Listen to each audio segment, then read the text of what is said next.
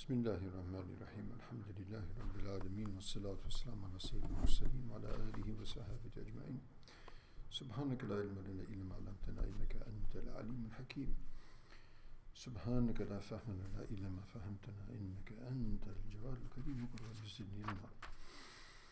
A'udhu billahi minash shaitanir rajim. وإذ أخذ الله ميثاق الذين أوتوا الكتاب لتبيننه للناس ولا تكتمونه فنبذوه وراء ظهورهم واشتروا به ثمنا قليلا فبئس ما يشترون لا تحسبن الذين يفرحون بما أتوا ويحبون أن يحمدوا بما لم يفعلوا فلا تحسبنهم بمفازة من العذاب ولهم عذاب أليم ولله ملك السماوات والأرض والله على كل شيء قدير صدق الله مولانا العظيم. So here Allah subhanahu wa ta'ala continues to mention some of the ill habits of the Bani Israel, of the Jewish community, particularly some of those in Medina, and certain events which took place during the time of revelation. وَإِذْ أَخَذَ اللَّهُ مِيثَاقَ الَّذِينَ أُوتُوا الْكِتَابَ لَتُبَيِّنُنَهُ لِلنَّاسِ وَلَا تَكْتُمُونَهُ. So previously, as we've heard in Surah Baqarah, that Allah subhanahu wa ta'ala had taken a mithaq, an oath, an undertaking from Bani Israel, that they will take the book of Allah subhanahu wa ta'ala, they will take the deen and they will put it into practice and they will follow it. And so here Allah subhanahu wa ta'ala mentions that in taking such type of oaths and giving such pledges, they consequently turned back on those pledges and on those oaths. And they were also instructed, لَتُبَيِّنُونَهُ لِلنَّاسِ وَإِذْ أَخَذَ اللَّهُ مِيثَاقَ الَّذِينَ أُوتُوا الْكِتَابَ. And remember when Allah subhanahu wa ta'ala took the mithaq, the pledges and oath from the people who were given the book, لَتُبَيِّنُونَهُ لِلنَّاسِ. He will explain this to the people, he will present it to the people, وَلَا تَكْتُمُونَ. And you will not cover anything. You will not cover the book itself, and you won't cover any of the injunctions and instructions and rules contained therein. And what did they do? فَنَبَذُوهُ وَرَاءَ ظُهُورِهِمْ. So they threw it behind their backs, literally. In other words, they paid no heed. They broke their oaths, they broke their covenants, they disregarded the book of Allah subhanahu wa ta'ala, and moreover, they even, rather than explaining what is in the book, they changed it according to their own desires and for their own purposes and objectives. فَنَبَذُوهُ وَرَاءَ ظُهُورِهِمْ وَاشْتَرَوْا بِهِ ثَمَنًا قَلِيلًا. And they purchased thereby a very paltry price. They sold the book of Allah and they sold the deen for as a very mean price for the things of the world and its positions and its pleasures. فَبِئْسَ مَا يَشْتَرُونَ. What a terrible thing, or what a vile thing that they have purchased. لَا تَحْسَبَنَّ الَّذِينَ يَفْرَحُونَ بِمَا أَتَوْا وَيُحِبُّونَ أَن يُحْمَدُوا بِمَا لَمْ يَفْعَلُوا.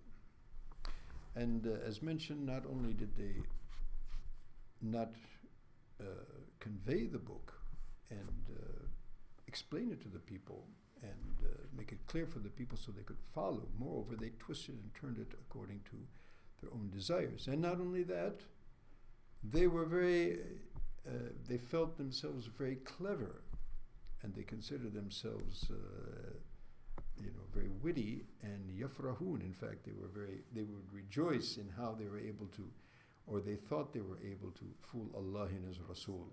However, they were fooling none other than themselves. And they would mention, there was riwayats that Nabi sallallahu alaihi wasallam asked them certain things in the book. For example, he asked them, as two individuals were brought by the Yahud themselves to Rasul alayhi salatu wasalam, said, these two people have committed adultery. So, what do you order for that? So Nabi Sallallahu Alaihi Wasallam asked, well, what do you find in your own book?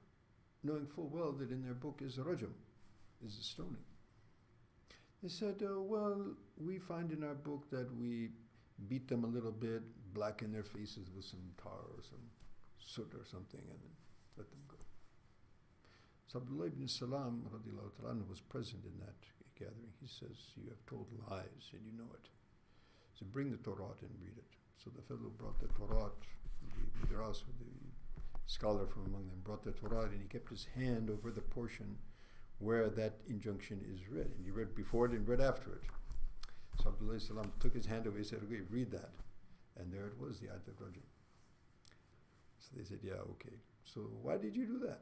He said, well, because we found that what used to take place was when they caught a very influential person, rich person, influential person, then they weren't able to enforce this. They let him go. And when they found some poor fellow who didn't have any wherewithal, then they would actually, carry out the sentence.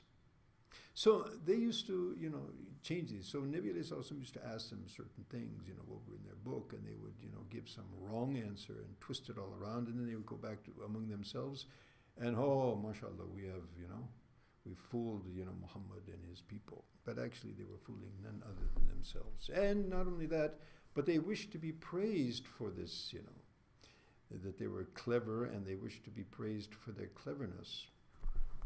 And they loved to be praised for what they didn't do. In other words, they didn't follow the rules of Allah subhanahu wa ta'ala, and they changed it around, and they were rejoicing in that, and they would like to be even praised for the fact that they have, they've done such transgressions. And obviously they have not transgressed except themselves, and they will face the consequences.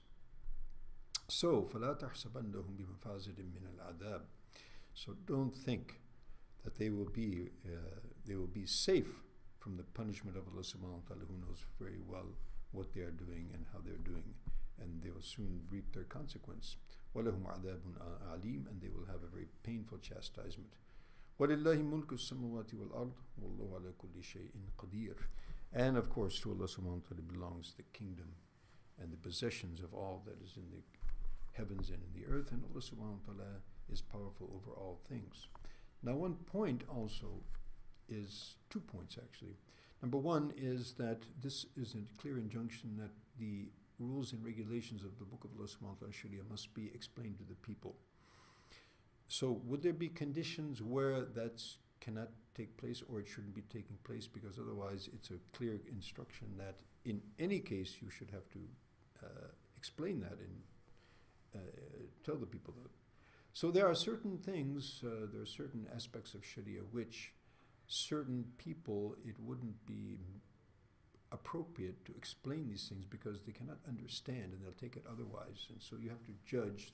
This should not be undertaken except by the ulama, and the ulama have to also ascertain and evaluate who are the people they are addressing, can they understand what is being addressed to them or not, and they have to be explained appropriately. Number two, here also the people who love to be praised for what they don't do. So everybody likes to be praised, to some extent by the people, and it's only natural, and of course one has to fight against this. So if something like that enters into the heart, that we like to be praised, for good things that we do or for our actions, so is this a total transgression or not?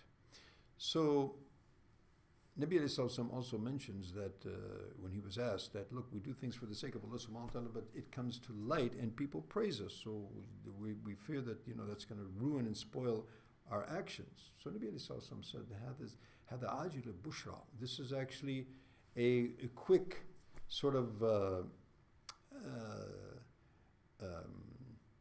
bushra, a sort of glad tiding from Allah subhanahu wa ta'ala, indication that there is a acceptance from Allah subhanahu wa ta'ala. But of course we don't want and we shouldn't want to be praised by people, because people will not ultimately help us or hurt us. It is the praise of Allah subhanahu wa ta'ala that we should be seeking. And so when these thoughts come, then we fight against them and push them off and ask Allah subhanahu wa ta'ala for forgiveness, And may Allah subhanahu wa ta'ala give us tawfiq for all that He loves and save us from all that He dislikes. Ameen thumma ameen. Wa akhiru da'wana alhamdulillahi rabbil alameen. Wassalamu alaikum wa rahmatullahi wa barakatuh.